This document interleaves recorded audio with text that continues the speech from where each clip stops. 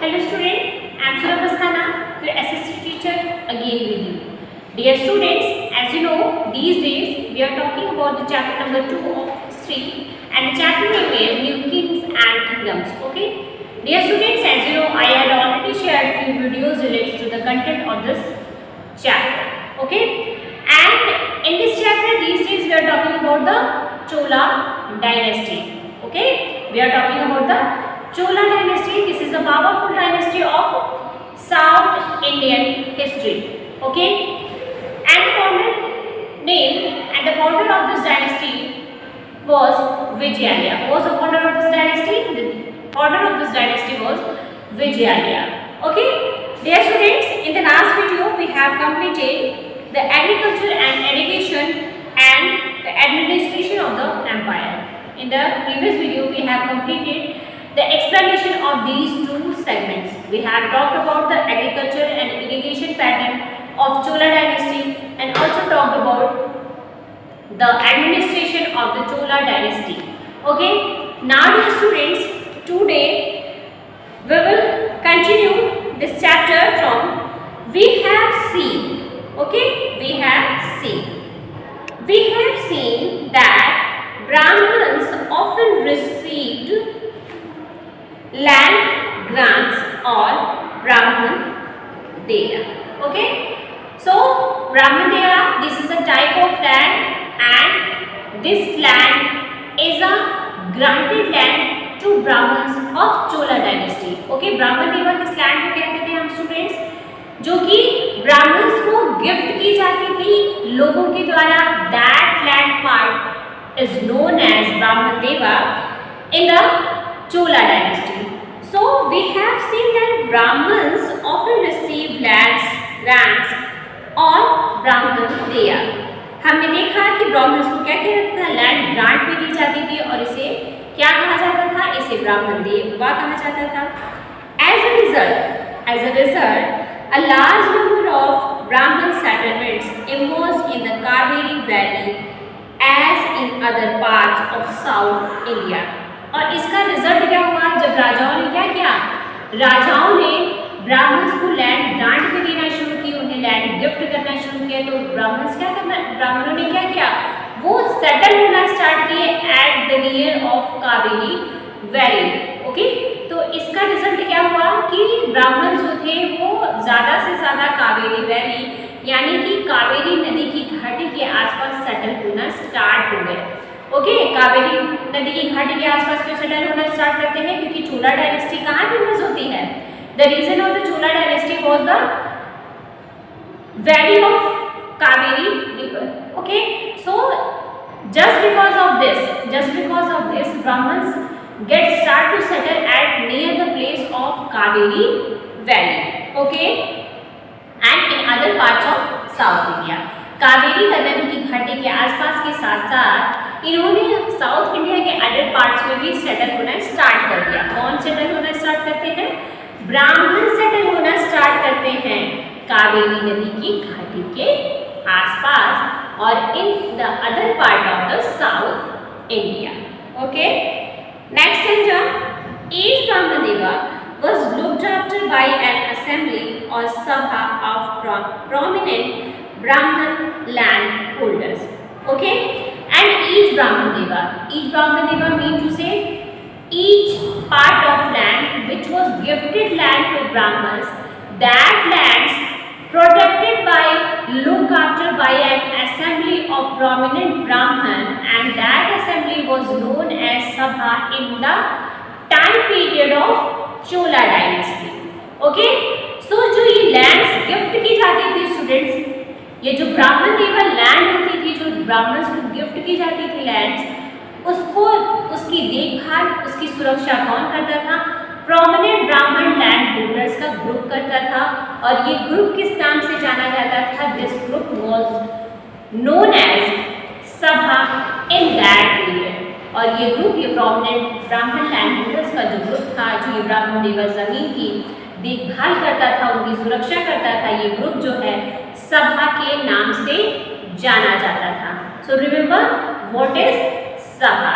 Okay, what is सभा, a group of prominent Brahmin landholders which look after the Brahman Deva lands. Okay, these assemblies worked very efficiently. और ये जो assembly थी, ये जो सभा थी प्रोमिनेंट ब्राह्मण होल्डर्स की, ये बहुत प्रभावशाली तरीके से कार्य करती थी. ओके, सो सभा worked very efficiently in the Chola dynasty. Okay, बहुत प्रभावशाली इसका कार्य होता था. ये सभा जो थी बहुत प्रभावशाली तरीके से अपना कार्य करती थी.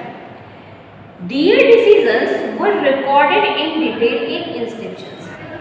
और उनके जो डिसीजंस होते थे, मेन टू से डिसीजंस किसके, सभा के जो डिसीजंस होते थे वो रिकॉर्ड किए जाते थे in the form of inscriptions. Okay, in the form of inscriptions. जो सभा थी उसके डिसीजन को रिकॉर्ड किया जाता था.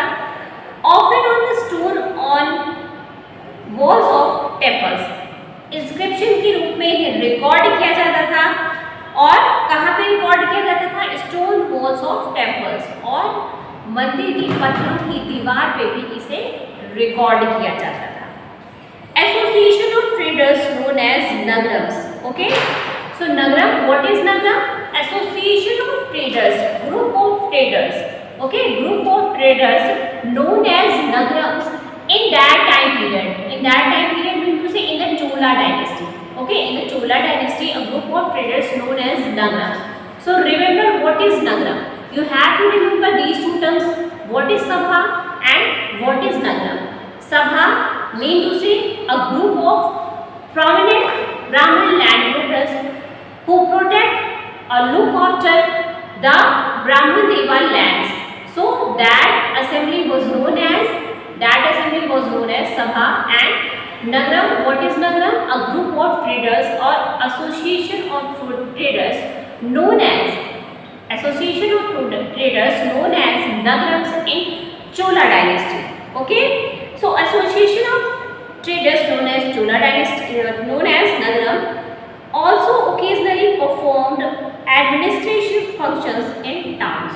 और जो ये व्यापारियों का ग्रुप था जिसे कि हम नगरम्स के नाम से जानते थे, वो भी कभी कभी क्या करते थे, एडमिनिस्ट्रेटिव काम करते थे अपने शहरों में, अपने क्षेत्र में. ये भी प्रशासनिक कार्य करते थे, कभी कभी ओकेजनली प्रशासनिक कार्य करते थे.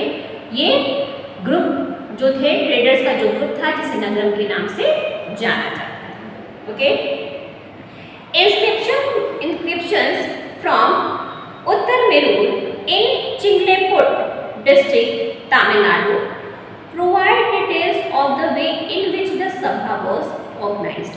Okay, और एक इंस्क्रिप्शन मिला है from where, Chingleput district from Tamil Nadu. Okay, Tamil Nadu के चिंगलेपुट डिस्ट्रिक्ट से उत्तर मेरूर नामक स्थान से एक इंस्क्रिप्शन मिला है जहाँ से हमें पता चलता है कि ये सभा का निर्माण कैसे होता था, ये सभा ऑर्गेनाइज्ड कैसे होती थी. So, Uttar Merur inscriptions was found from Chinglepur district of Tamil Nadu, and in this description we have found the details of the formation of sabha. Okay, और हम इससे क्या मिलता है, उत्तर मेरूर चिंगलेपुर डिस्ट्रिक्ट तमिलनाडु से जो इंस्क्रिप्शन मिला है, जो अभिलेख प्राप्त हुआ है, उससे हमें ये पता चलता है ये सभा बनती कैसे थी. Okay, the sabha had separate committees to look after irrigation works, gardens, temples etcetera. And okay, and sabha had separate committees, मतलब जो सभा होती थी उसके पास क्या होती थी, सेपरेट कमिटीज होती थी अलग अलग कार्यों के लिए. ओके, अलग अलग कार्यों के लिए अलग अलग कमिटीज होती थी. कोई कमेटी होती थी जो इरिगेशन का वर्क देखती थी, कोई गार्डन को लुक आफ्टर करती थी, कोई टेम्पल को प्रोटेक्ट करती थी. तो sabha had separate committees to look after the work of irrigation, garden, temples, administration and whatever etcetera. Okay, मतलब सभा के पास अलग अलग समितियां होती थी अलग अलग कार्यों के लिए. ओके, फॉर एग्जाम्पल जैसे आपके स्कूल है, क्या है, एक स्कूल है, लेकिन यहाँ पे भी अलग अलग डिपार्टमेंट्स हैं, अलग अलग सब्जेक्ट को क्या करने के लिए, अलग अलग सब्जेक्ट को पढ़ाने के लिए अलग अलग डिपार्टमेंट्स हैं. हमारे यहाँ अलग डिपार्टमेंट है इंग्लिश पढ़ाने के लिए, हिंदी के अलग डिपार्टमेंट है, इसी तरह सभा होती थी, सभा में भी अलग अलग समितियां होती थी जो अलग अलग कार्यों को देखती थी. Okay, names of those eligible to be members of these committee were written on small tickets of palm leaf. These tickets were put into an earthenware pot from which a young boy was asked to take out the tickets one by one for each committee. Okay, और जो eligible लोग होते थे, जो eligible लोग होते थे committee के मेंबर बनने के लिए, तो क्या किया जाता था, उन्हें कमेटी का मेंबर कैसे बनाया जाता था?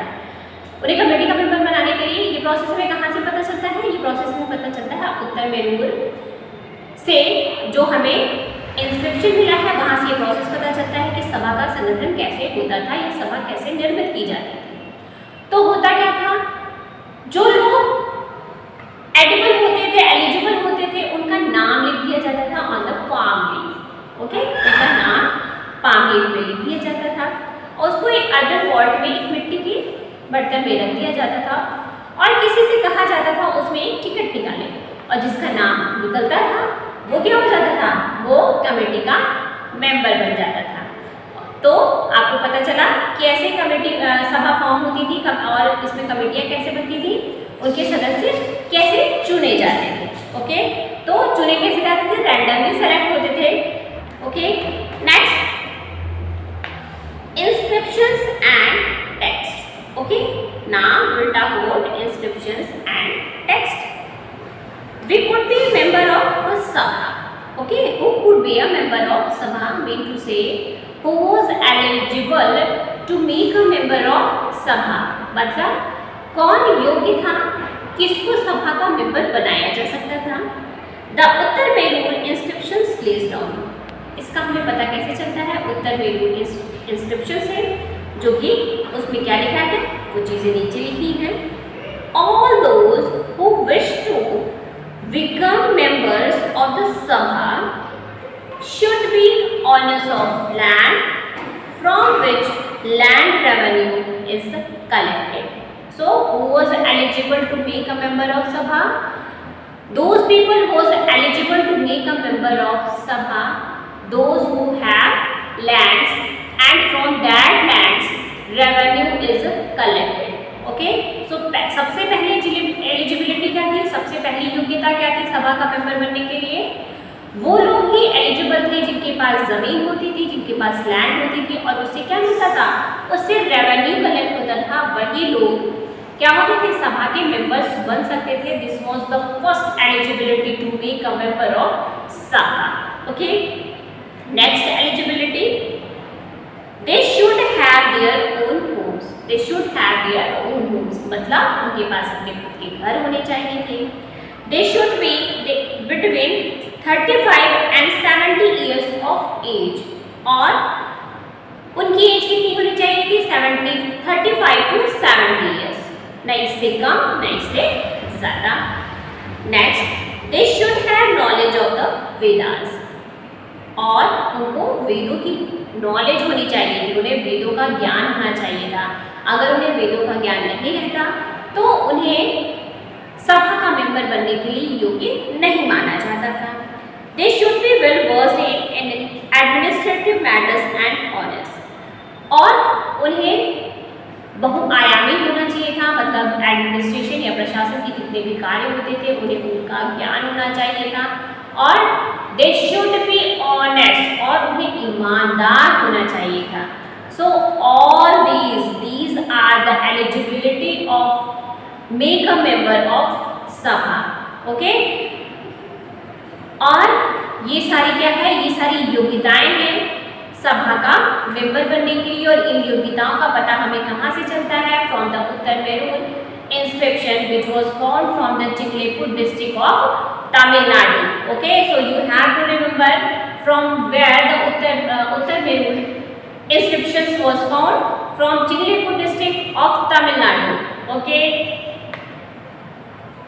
if anyone has been a member of any committee in the last 3 years, he cannot become a member of another committee. और ऐसा भी था कि अगर कोई व्यक्ति किसी एक कमेटी का मेंबर 3 सालों तक के लिए रहता था तो वो दोबारा किसी और कमेटी का मेंबर नहीं बन सकता था. Anyone who has not submitted submitted his accounts and those of his relatives cannot contest the election. और ऐसे लोग भी सभा का मेंबर नहीं बन सकते थे जिन्होंने अपने और अपने रिलेटिव्स के अकाउंट को सबमिट किया होता था। ऐसे लोग भी सभा का सदस्य बनने के लिए इलेक्शन नहीं लड़ सकते थे। Okay, next, while inscriptions tell us about kings and powerful men. Okay, generally होता क्या है, इंस्क्रिप्शंस हमें किसके बारे में बताते हैं, अबाउट द किंग्स और the powerful man of any dynasty. Okay, inscriptions किसके बारे में लिखे होते थे, या तो किंग्स के बारे में लिखे होते थे, या कोई ऐसा व्यक्ति होता था, पावरफुल व्यक्ति होता था किसी भी डायनेस्टी का, किसी भी समय का, उसके बारे में इंस्क्रिप्शन लिखा जाता था। हियर इज एन एक्सेप्ट, लेकिन यहाँ पे एक अपवाद है, फ्रॉम द पेरियापुरम। पेरियापुरम से एक अभिलेख प्राप्त हुआ है, पेरियापुरम अभिलेख प्राप्त हुआ है जो कि इसका अपवाद है, 12th सेंचुरी तमिल वर्क। और ये क्या है, ये 12वीं शताब्दी का पेरियापुरम कब का अभिलेख है, ये 12वीं शताब्दी का अभिलेख है, 12th सेंचुरी का इंस्क्रिप्शन है। और ये किस भाषा में लिखा हुआ है, in which language this inscription was wrote in that period, in Tamil language. Okay, so Periyapuram inscription which was wrote in Tamil language, this was the exceptions of inscription. ये अभिलेखों का एक अपवाद है, क्योंकि जनरली अभिलेख राजाओं के बारे में या पावरफुल व्यक्तियों के बारे में लिखे जाते थे, लेकिन ये अभिलेख अपवाद क्यों है, let's see. Which inform us about the lives of ordinary men and women, because this inscription of Periyapuram gives us information about the lifestyle of ordinary men and women. So just because of this is a exception of inscription. Okay, इसीलिए ये क्या है, अभिलेखों का ये अपवाद है, क्योंकि इसमें क्या है, इसमें ऑर्डिनरी मेन एंड वुमेन के लाइफ स्टाइल के बारे में बताया गया है। Okay, so on the outskirts of Adenwood was a small hamlet of Pulayas, a name used for a social group considered outcast by Brahmins and Velas. Okay, so Adenwood का जो बाहरी इलाका था वहाँ पे पुलैयास मतलब एक ग्रुप था जिसे आउटकास्ट कहा जाता था, मतलब उसे निम्न जाति का कहा जाता था, from the Vilas and Brahmins. Okay, from the Vilas of the rich Brahmins of Chola dynasty. Okay, rich caste of Brahmins, that is known as Vilas in the Chola dynasty. So Pulaiyas, this is a outcast of that time period, and this names gives by Velas and Brahmins, and these type of people lives in outskirts of Adenwood. Okay, और ये लोग कहाँ रहते थे, ये लोग जो है अडेनवुड के बाहरी इलाकों में रहते थे। इन्हें पुलैयास का नाम दिया गया, इन्हें निम्न जाति कहा गया, और ये नाम क्यों नहीं दिया, इन्होंने वेलास और ब्राह्मण से दिया। Stood were small huts under old thatches and inhabited by Organian laborers engaged in various occupations. Okay, और ये लोग कैसे थे, ये लोग छोटे से घरों में रहते थे और छोटा मोटा काम करते थे, जनरली मजदूरी का काम करते थे। In the threshold of the huts covered with the strips of feather, और ये चमड़े से अपने घरों को ढकते थे। Little chickens moved about in groups. Dark children who wore bracelet of black iron were prancing about, crying little puppies in the shade of the Marutu Arjuna trees. A female laborer put her baby to sleep on a sheet of leather. There were mango trees from whose branches drums were hanging, and under the account palms. In little hollows on the ground, chinny-headed witches lay after webbing. The rich kids stood, cocks crowded before dawn, calling the brownie pulayar of their day's work. And by day, under the shade of the kanzi tree, spread the voice of the baby-haired पुलैया women singing as they were husking paddy. मतलब जो inscription मिला है यमुरम का, उसमें किसको हम किसके बारे में नॉलेज दी गई, किसके बारे में लिखा गया है, about the ordinary main and women, generally साधारण लोगों के बारे में लिखा गया है कि कैसे वो लोग रहते थे। इन्हें बुलैया कहा गया। ये नाम विलाला और ब्राह्मण्स के द्वारा दिया गया। वो छोटे से घरों में रहते थे, छोटा मोटा मजदूरी का कार्य करते थे, महिलाएं भी काम करने जाती थी।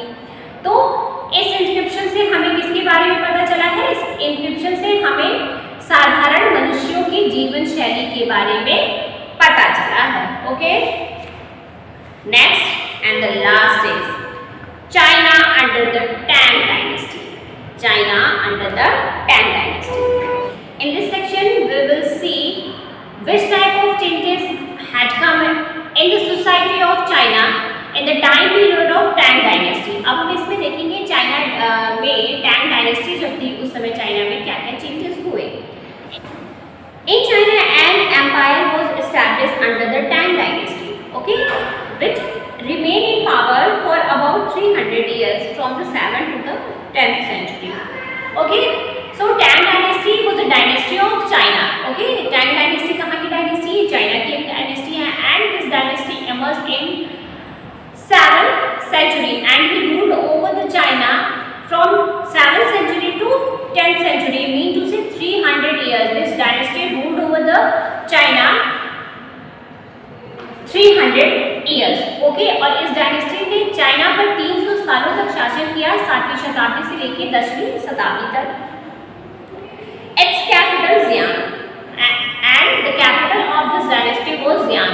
Okay, what was the capital of this dynasty? What was the capital of Tang Dynasty? Xi'an was the capital of Tang Dynasty. Was one of the largest city in the world. और ये क्या थी? ये largest city थी world की, one of the largest city, मतलब दुनिया के बड़े शहरों में एक शहर था। Visited by Turks, Iranians, Indians, Japanese and Koreans. और यहाँ पे इनके शासनकाल में बहुत सारे विजिटर्स आए चाइना में, इंडिया से, ईरान से, कोरिया से, जापान से। Okay, the Tang empire was administered by a bureaucracy recruited through an examination. और टैंग डायनेस्टी का एम्पायर कैसे एडमिनिस्टर होता था? बाय द ब्यूरोक्रेसी, मतलब वहाँ पे क्या था?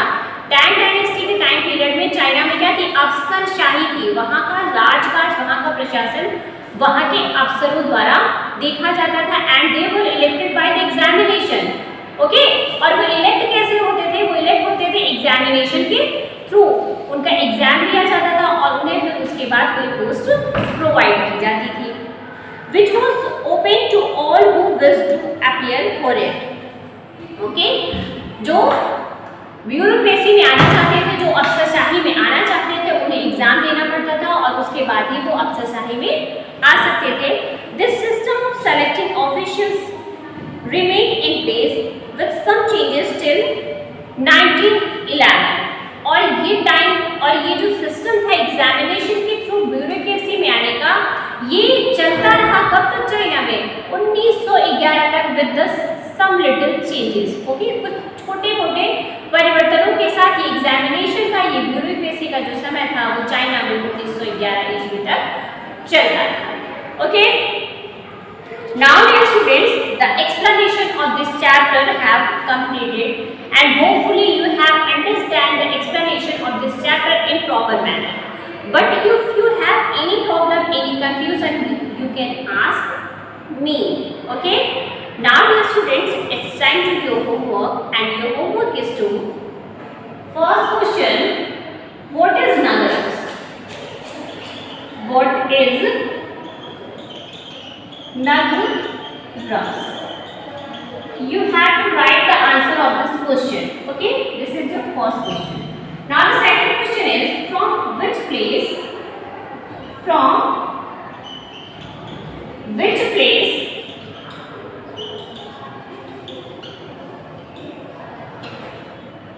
archaeologists found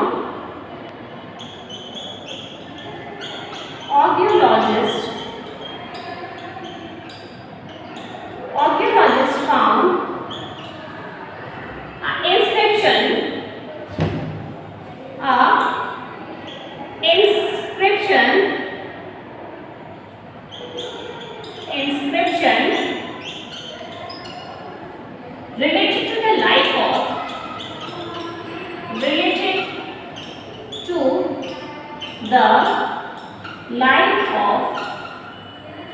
Life of ordinary people.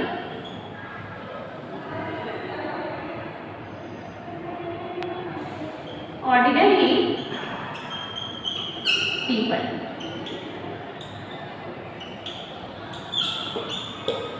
And the last question is, what was the capital of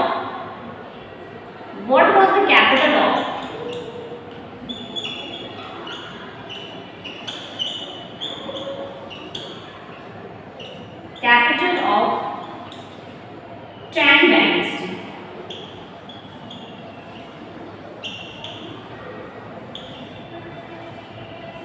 Friends, you can see on the whiteboard there are 3 questions and you have to write the answer of each question in your fair notebook with neat and clean handwriting. First question is, what is Nagrams? Next question is, from which place archaeologists found an inscription related to the life of ordinary people? And the last question is, what was the capital of Tang dynasty? Okay, this is your homework and you have to complete it in your notebook with neat and clean handwriting. Okay, now dear students, see you in the next video with the question answer and exercises of this chapter. Till then dear students, bye, have a nice day.